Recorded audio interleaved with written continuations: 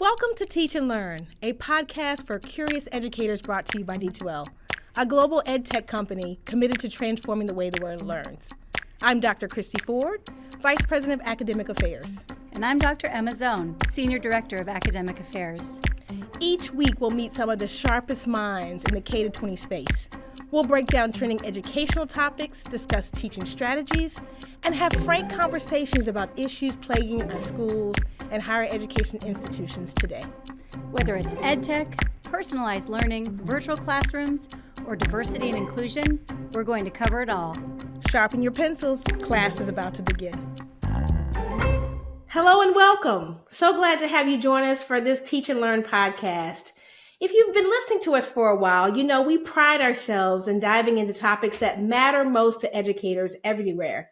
And right now, there are some decisions being proposed by the U.S. Department of Education that, if passed, will absolutely rock higher education's stance on distance and remote learning in America.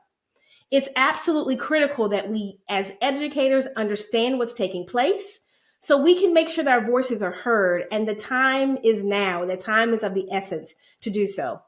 So joining me today to shed some light on what's happening is the Chief Strategy Officer at WCET, an unbiased and trusted member-driven nonprofit providing policy analysis, advocacy, and expertise in digital learning and higher education. Dr. Van Davis, it's always a pleasure to spend time with you. Thanks for being here today. Thank you so much, Christy. I always love being able to spend some time talking with you. So, we started to talk about how this episode might shape up and come together. And I feel the work that you're doing is so compelling. I really want to just dive into what's happening. So what I understand is that the Biden administration has the U.S. Department of Education looking into how states oversee online education. And some of the proposals being considered have serious repercussions. I think you shared with me the rulemaking sessions began in January of 2024. And now things are starting to come to a head. Can you just share with the listeners a bit, paint a picture for what we need to know and why?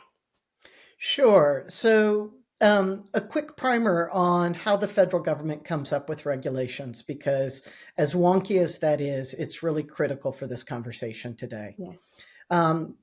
When the Department of Education comes up with regulations, they're required to enter into a process called negotiated rulemaking. And they choose a slate of negotiators who represent a variety of stakeholders, and they bring them together.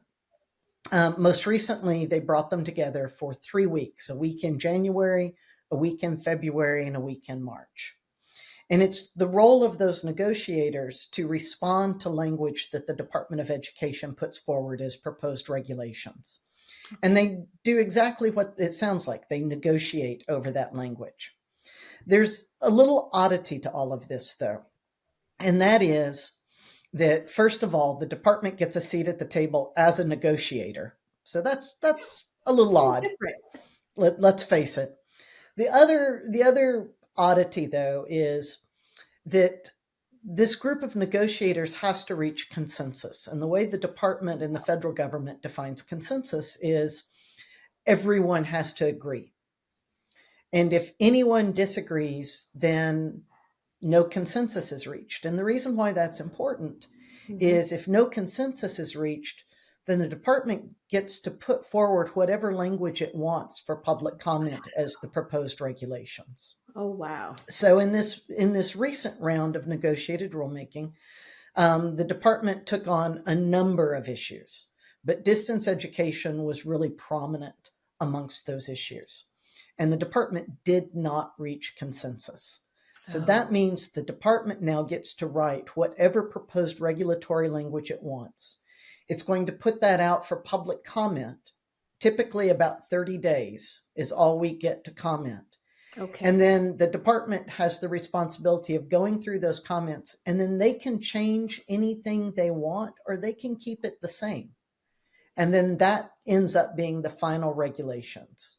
So this most recent round of negotiated rulemaking, like I said, lots of distance ed stuff on the table. No consensus was reached. We have every reason to believe that the department is going to put out regulatory language that we as distance educators find a little concerning. Mm-hmm. And once the department puts out the proposed language, they usually don't change it that much between the proposed language and the finalized language. So we think the time to act right is now for folks that have a stake in this issue. That foundation is so helpful. As long as I've been doing this work, I don't think I understood historically, and I'm really grateful that you broke that down for our listeners.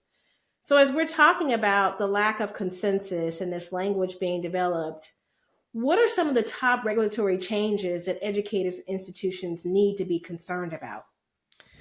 So, like I said, there were a number of issues that the department took on in this recent round of negotiated rulemaking. And if you want to sound fancy, you can call that neg reg, which is what us wonks call it. Okay. But there are three that are really, we think, critical for distance educators. One has to do with reciprocity.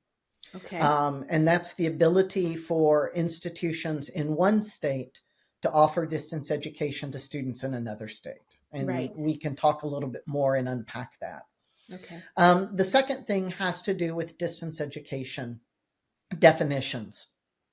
And there are two things there.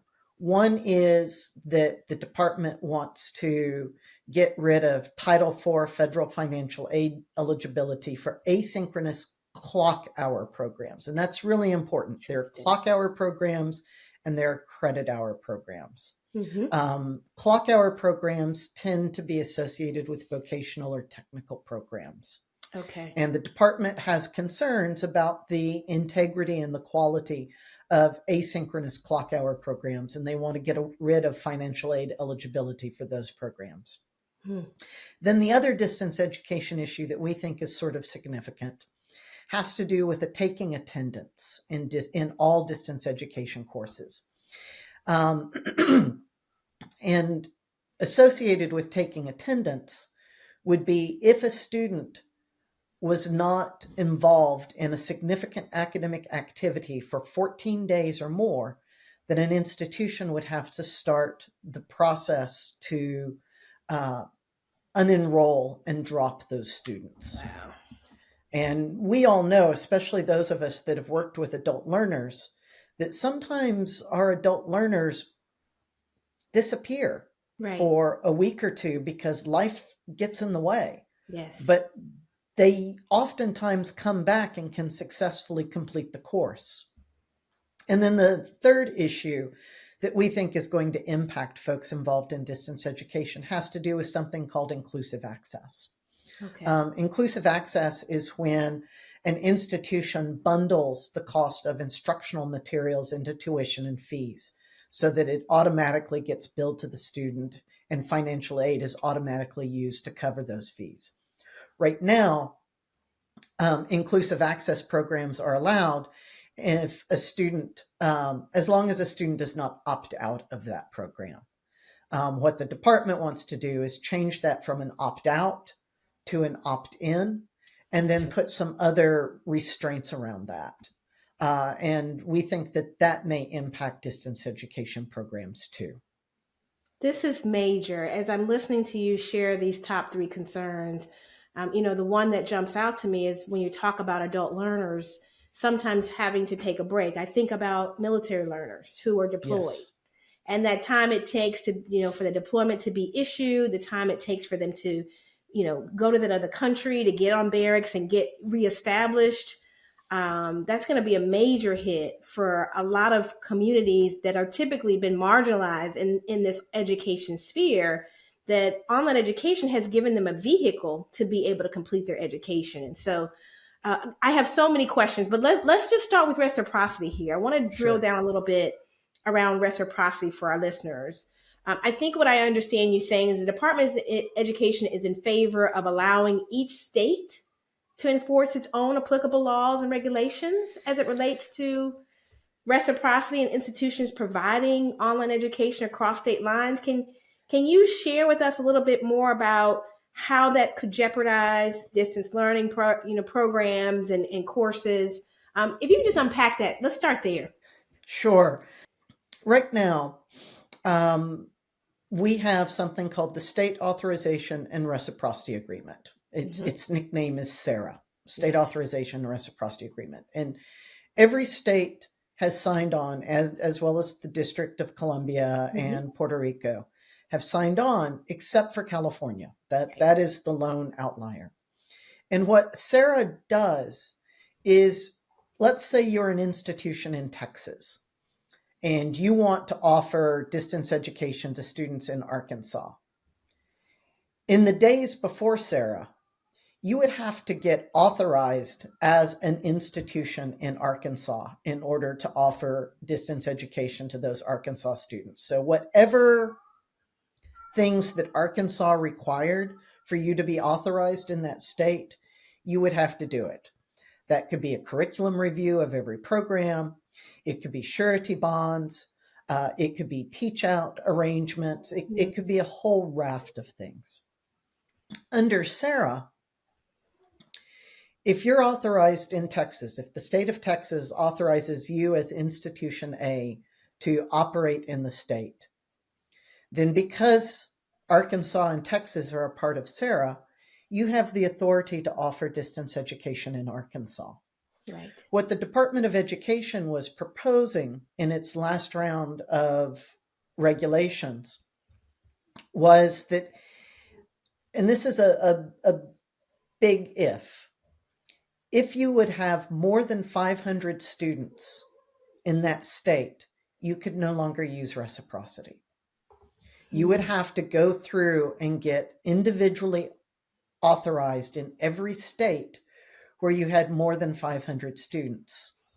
Now, that 500 students isn't a firm number either, because there were some negotiators at the table that wanted a much, much lower number. They talked about 100 or 200 students. Oh, gosh. So the department seems to be indicating that it thinks that there should be limits to reciprocity. Now, the other thing to know about reciprocity is that in order for most states to sign on to SARA, they actually had to have legislation. Right. So it's not like somebody woke up one morning and decided, oh yeah, we're going to be a part of SARA. We're going to be a part of the State Authorization Reciprocity Agreement. No problem. No, for most states, this actually required legislative or gubernatorial action. So a state made a conscious decision that it wanted to be involved in this sort of a reciprocity agreement. And the Department of Education now is suggesting that it can override those state decisions, which is a little concerning. Mm-hmm. As I'm listening to you, I am having PTSD back to 2010, 2011, when the Dear Colleague letters came out. I remember being the director of distance ed at an institution and trying to figure out how the heck were we going to apply for reciprocity to each state, what budget we need to be, required for each state. I mean, it was pure chaos. And when NC Sarah came into existence, it was really a great opportunity, really to lift all sails. That we were really trying to think collectively around this. And if I'm wrong, I felt like NC Sarah has been running smoothly. So why the departure from this, and why are we going back in the other direction? I remember those days as well as a state regulator in Texas. Oh, gosh. And we got thousands of letters from institutions around the United States wanting to know what did they have to do to be authorized in Texas. It was literally a tsunami of letters and emails that we could not respond to. So I'm having some PTSD as well. You mentioned NC Sarah. NC Sarah is the National Council for the State Authorization Reciprocity Agreement. It is the organization that administers SARA, the State Authorization Reciprocity Agreement. Mm-hmm. And one of the great things about NC Sarah is that it has a set of checks and balances, really. In addition to an institution being authorized to operate in their state, NC Sarah requires that institutions fulfill other sets of criteria. And so it really has a set of consumer protections for students in place. And I think most of us think that NC Sarah has been doing a pretty good job. Yeah. There are a small group of very vocal advocates that are questioning the value and the quality of distance education. Hmm. And they have a fairly large bully pulpit, and their voice is probably outsized to the number, but they do have the ear of the Department of Education. Wow. And they, first of all, don't think that NC SARA is strict enough. They don't think that the state authorization reciprocity agreement is strict enough. And they, in general, have concerns about the quality of distance education. And so that seems to be what's driving this conversation. That, and I think we have a Department of Education here that does not have experience with distance education. Yeah. The education that they have experience with is a traditional liberal arts face-to-face education, which increasingly is really a smaller and smaller and smaller number of students these Yeah. days. Yeah. You know, if we look at IPEDS data, one of the things that we see with the recent IPEDS data is that there are a lot of traditional age students that are in theory, face-to-face programs that are taking online courses. Digital learning is the norm now. It's not the exception. But we've got a Department of Education that hasn't quite caught up with that reality yet. And You so know, between these critics of distance education, and then I think also these are folks that don't understand that the emergency remote instruction that we saw at the beginning of the pandemic mhm, is not deliberately designed high quality distance education. I think all correct. of us as practitioners know Yeah. that it was a little rough there for a while. Yeah. As folks who had never taught distance education were scrambling to put classes online. And we did, as educators, I think we did Yeah. an amazing job in making that transition very quickly. And then from there, very quickly moving to high quality, deliberately designed distance education. But not all of our critics have caught up with that. And so, Mhm. yeah, I think NC SARA is working pretty well. Yeah. But unfortunately, we have some folks that really question the value of distance education. They question the quality of distance education and digital learning. And they question the ability of NC SARA to administer the state authorization reciprocity agreement. And quite frankly, some of these folks question that there should even be a state authorization Wow. reciprocity agreement. Again, I am so glad we're having this conversation now. It's just so alarming to me as I think about distance learning and I think about digital learning. It is woven into the fabric of higher education today for many learners. And so to really just not understand all the nuances around this, I think it does us a great disservice. I want to lean in a little bit more to your second point. You talked a little bit about asynchronous programs, particularly in vocational programs. But as I heard you talk about that concern, I started thinking about skills forward approaches, mastery based education, credit, non credential programs. Can you just unpack a little bit more about the sentiment around that second piece there for us? Sure. So, you know, we have two types of programs get financial aid in the United States, or are eligible for financial Mm-hmm. aid in the United States. Credit hour programs, which is the overwhelming majority of Yeah. programs, but then clock hour programs. And clock hour programs are oftentimes associated with vocational and technical education, cosmetology, welding, and programs like that.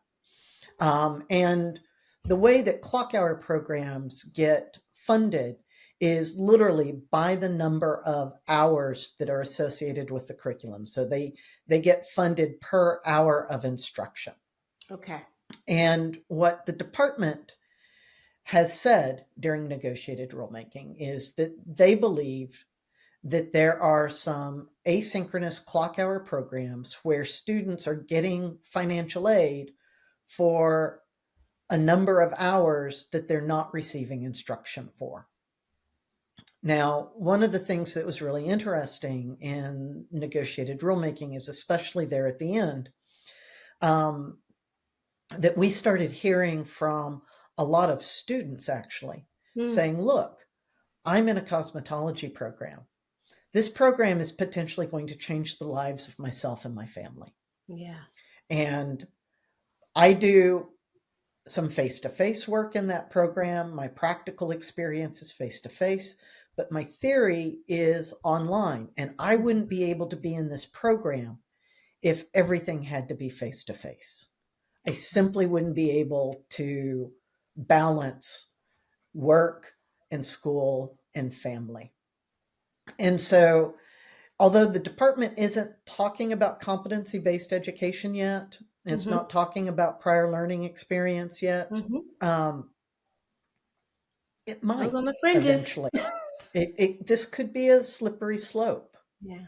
Yeah. And as I listen to you talk even about those students that you've heard from, one of the things that we talk about in higher education is to increase access, right? To be able to make education equitable and available for all. And my concern is if some of these legislations or regulations that are being proposed come to fruition, what will we do? And will there be another opportunity for us to be able to, swing the pendulum in the other direction and repeal them?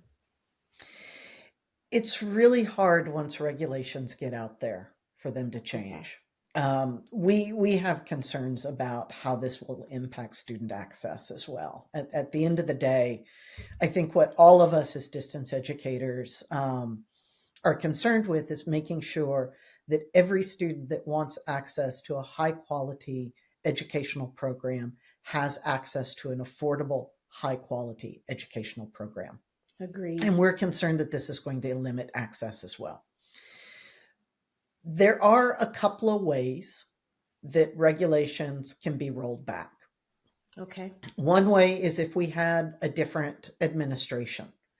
Most likely a Republican Department of Education administration, based on what we saw during DeVos's Department of Education, would disagree with these regulations and would either rescind them or just simply not enforce them. Okay. It's also possible that Congress can override through something called the Congressional Review Act. And so it's possible that Congress could override these regulations as well. It is also possible that they could get caught up, these regulations could get caught up in a lawsuit, which is what we saw back in 2010, 2011, when that Dear Colleague letter came out. There were a series of lawsuits that delayed the implementation. So that's possible as well. There's one other wild card, and I won't get too in the weeds here, but there's something called the Chevron case right now that's before the Supreme Court.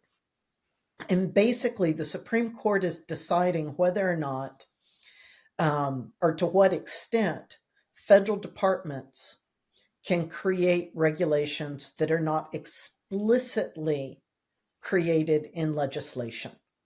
So right now, the Department of Education, as well as every other federal agency, it can only create regulations based on the legislation that Congress passes. But the tradition has been that that's pretty lax standard, that Congress passes a big law and then it leaves it to the federal agency to figure out the mechanics of implementing that law. And it doesn't get in, the legislation doesn't get into the weeds in how implementation is going to take place. The Chevron case that's before the Supreme Court right now is actually challenging that and is suggesting that federal agencies should only be allowed to create regulations that are explicitly and individually legislated. So we might see a different administration, and this could very well go away. We might see Congress saying, yeah, we don't like this. And under the Congressional Review Act, it could go away. We might see folks sue the Department of Education which is likely going to happen if these things go into fruition. Yeah. Or we might see the Chevron case at the Supreme Court right now say, Department of Ed, you've overstepped your authority. Okay. As I'm listening to you, if other listeners are listening to this episode and thinking like me, I'd prefer to be proactive than reactionary as you laid out those different options. It sounds like the time is now. What would you have listeners do? How can we be informed? What should we be doing at this juncture? So we do think the time is now. So a little bit about the regulatory calendar. Okay. In order for regulations to go into effect next year, July 1st, 2025, the department has to issue final regulations by November 1st of this year. Okay. If the department misses that date, then the earliest these regulations could go into effect is July 1st, 2026. All right. Like I said, the department has to put out proposed regulations for public comment for 30 days, and then the department has to review those comments and can make any changes it wants to make. By all means, and we don't know, unfortunately, when the department is going to put out its proposed regulatory language. That's the big unknown in all of this. It could be as early as May or June. It could be as late as this fall. We simply don't know. Okay. So one thing that we're suggesting to folks is that you need to be vigilant. And I think those of us that are policy wonks recognize that normal people aren't policy wonks, that normal people don't find this nearly as interesting as we do.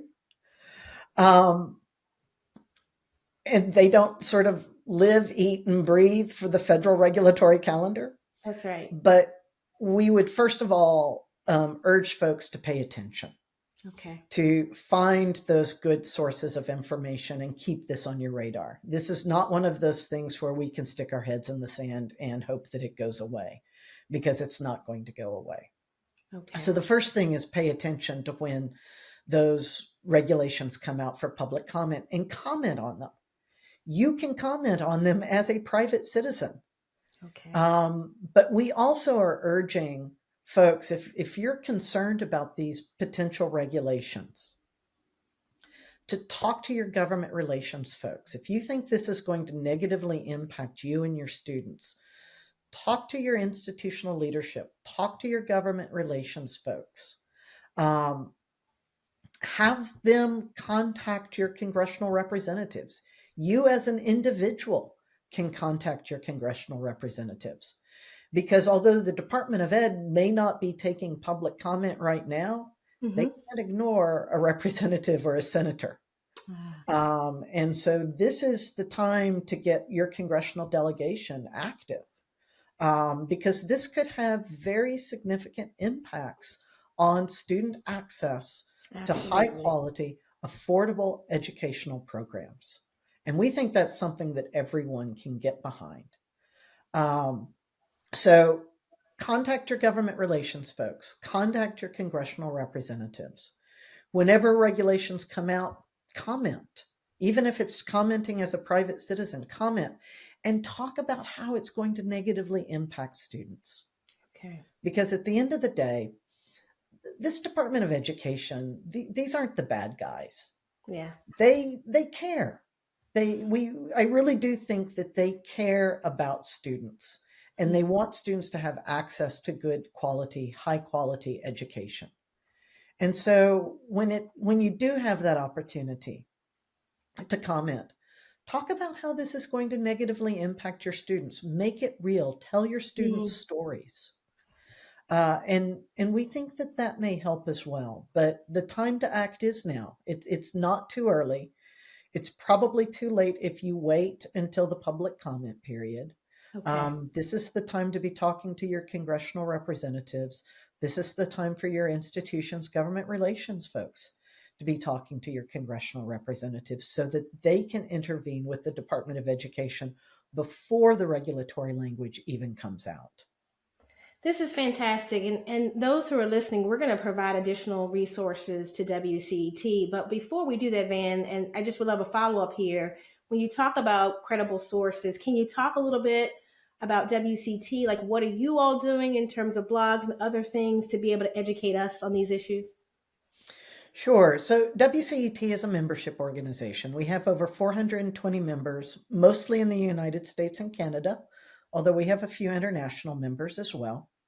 And we really sort of sit at the nexus between policy and practice around digital learning. So we look at what are the best practices for high quality digital learning and what is the regulatory environment and policies, both at the institution level, at the state level, and the federal level, that impacts the practice of high quality digital learning. And so we have put out a number of resources, especially one of the divisions of WCET is the State Authorization Network, SAN. And so SAN is also a membership organization, a membership group that's a part of WCET. It has over 900 institutions that participate, and Cheryl Dowd, who's the director of SAN, and her staff have done a fantastic job, along with Russ Poulin, who's the executive director of WCET, in putting out blog posts that really break all of these issues down, putting out one-pagers that you can share with your academic leadership and your government relations folks that really distill these issues down. We've been talking to institutions. We've been talking to states. We're always happy to answer questions that folks have.